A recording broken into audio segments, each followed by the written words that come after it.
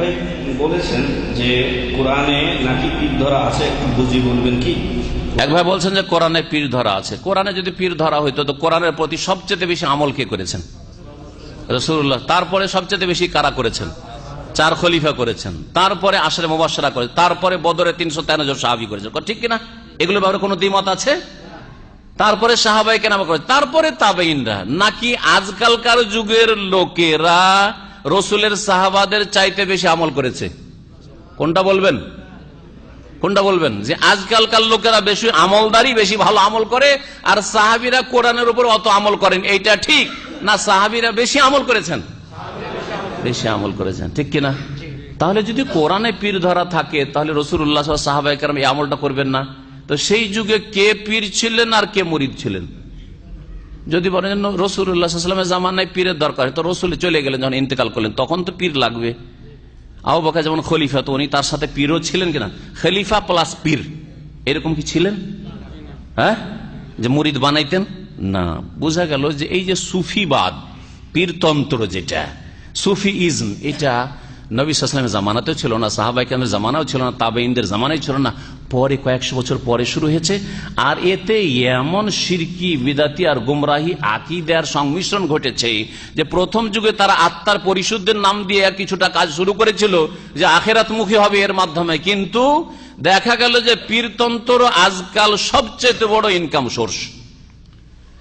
শুরু করেছিল যারা, তারা জোহদ, তাকওয়া, আখিরাতমুখী, দুনিয়া চাই না, একটা পয়সা বাঁচাবো না, এই জন্য সুফিবাদ শুরু হয়েছিল। প্রথম শুরু হয়েছিল ভালো নিয়তে, কিন্তু আজকালকার যুগে সবচেয়ে বড় ধনী আর সুখী পীরেরা না মুরিদরা?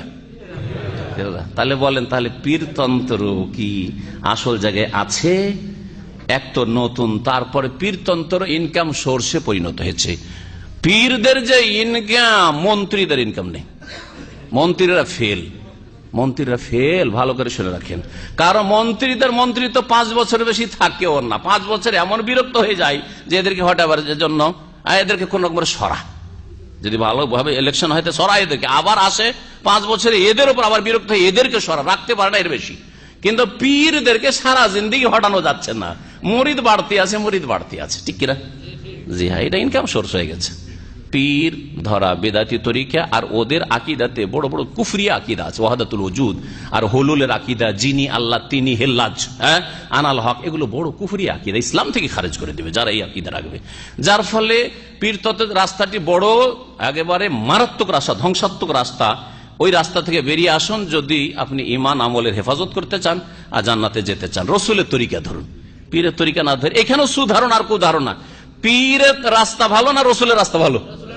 আরে রসুলের রাস্তা ভালো, এটা হচ্ছে সুধারণা। তো রসুলের রাস্তা ধরেন, আমরা রসুলের রাস্তায়, সৌদি আরবের লোকেরা রসুলের রাস্তায়।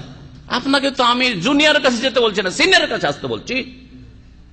যদি আপনাকে বলি কে সিনিয়র, রসুল সিনিয়র না পীর সিনিয়র? রসুল সিনিয়র। তো আপনাকে তো জুনিয়র থেকে সিনিয়রে আসতে বলছি। আপনাকে যদি বলছেন আমার তরিকে আসেন, তাহলে বলতেন আপনি তো জুনিয়র, আমাদের হক্কানি চাইতে, তো বলতে পারতেন আমাদের তরিকে আসতে বলছি না, তো আমি রসুলের তরিকে আসতে বলছি সাল্লাল্লাহু আলাইহি ওয়াসাল্লাম।